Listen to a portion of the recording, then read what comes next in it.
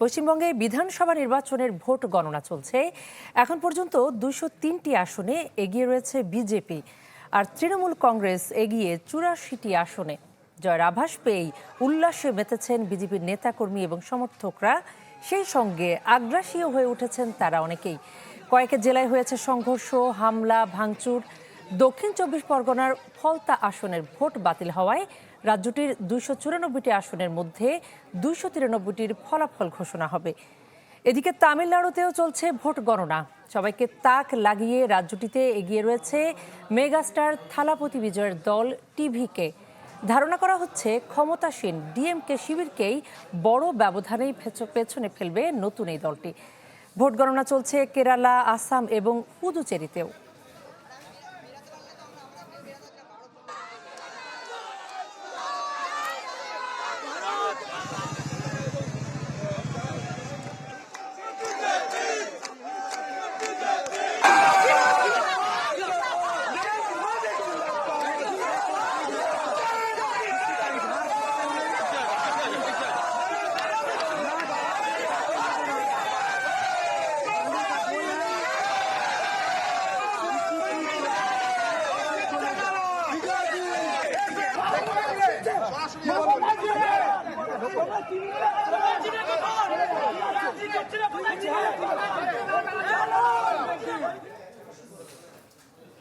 দর্শক, পশ্চিমবঙ্গ বিধানসভা নির্বাচনের আরো খবর জানাতে আমাদের সঙ্গে কলকাতা থেকে যুক্ত হচ্ছেন শুভজিৎ পুততুণ্ড।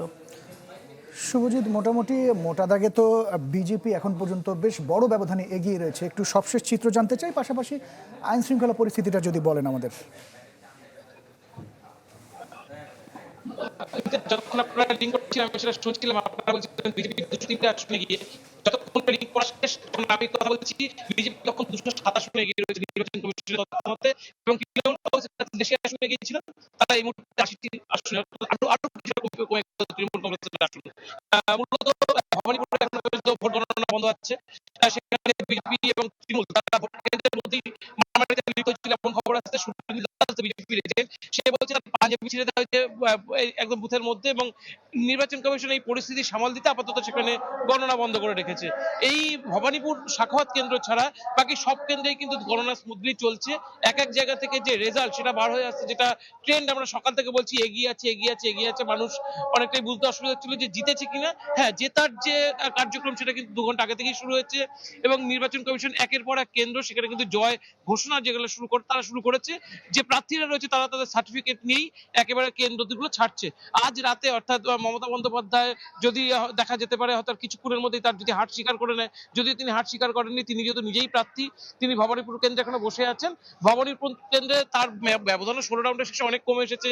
16,000 বা একবারে 16,000 তিনি যে রাউন্ডে একবারে ব্যবধান বাড়িয়েছিলেন সেটা কমতে কমতে 16 রাউন্ডের শেষে 2,000 এসে ঠেকেছে, এবং মাত্র আর 4 রাউন্ড গণনা সেখানে বাকি। যদি 4 রাউন্ড গণনা হয়ে যায় মমতা বন্দ্যোপাধ্যায় হার স্বীকার করবেন, এবং তারপরে অবশ্যই করে একবারে সাংবিধানিক প্রসেস মেনে আজকে তিনি রাজভবনে যাবেন এবং রাজ্যপালের কাছে তার ইস্তফাপত্র পেশ করবেন। তারপরে একটা দীর্ঘ সময় অর্থাৎ যতক্ষণ না সরকার গঠন হয় সেই হিসেবে তিনি সেই যে পিরিয়ডটুকুর মুখ্যমন্ত্রী তিনি পালন করবেন, এবং এই সময়ের মধ্যে বিজেপি হয়তো তাদের মুখ্যমন্ত্রী পদপ্রার্থীকে তার শপথ ঘোষণা কবে হতে পারে সবকিছুই তারা প্রকাশ্যে আনবে, এবং রাজ্যপালও সরকার গঠনের জন্য বিজেপিকে আহ্বান জানাতে পারবে।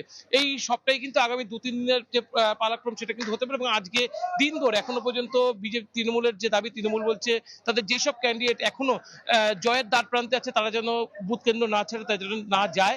তবে উত্তরবঙ্গ থেকে দক্ষিণবঙ্গে যেটা দেখা গেছে একাধিক জেলা সেখান থেকে তৃণমূল কার্যত ওয়াশ আউট হয়ে গিয়েছে। জেলায় একটিও সিট পায়নি। প্রায় 6টা জেলা এমন সামনাসামনি এখনো পর্যন্ত এসেছে যে 6টা জেলায় তৃণমূল দাঁত ফোটাতে পারেনি, বিজেপি সেখানে ব্যাপক রেজাল্ট করেছে। অন্যদিকে যদি আপনি দেখেন এই 6টা জেলার বাইরে আরো 9টা জেলা চিহ্নিত করা হয়েছে, মোট 23টা জেলার মধ্যে।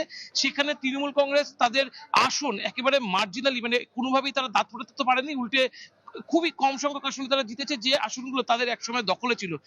বিজেপি গত 2021 সালের নির্বাচন হিসেবে তাদের হাতে ছিল মাত্র 70টা আসন, 77টা আসন ছিল। সেখান থেকে দল বদলে 7 জন তাদের দল ছেড়ে দেয়, 70টার কাছাকাছি আসন ছিল। সেখান থেকে এক লাফে এই বড় জয় বিজেপিকে কিন্তু অনেক মাইলেজ দেবে। পাশাপাশি এখানে উল্লেখযোগ্য বিষয়, কংগ্রেস 2টি আসন এখনো পর্যন্ত এগিয়ে রয়েছে, এবং বামপন্থীরা 1টি আসন পেয়েছে, এবং একাধিক আসনে বামপন্থীরা যে ভোট কাটার কাজ সেটা কিন্তু করায় তৃণমূল কংগ্রেসের অনেক বড় ক্ষতি হয়েছে, এবং বিজেপি সেখানে একটা বড় জয়ের দিকে এগিয়ে গিয়েছে। অনেক ধন্যবাদ শুভজিৎ পুততুণ্ড।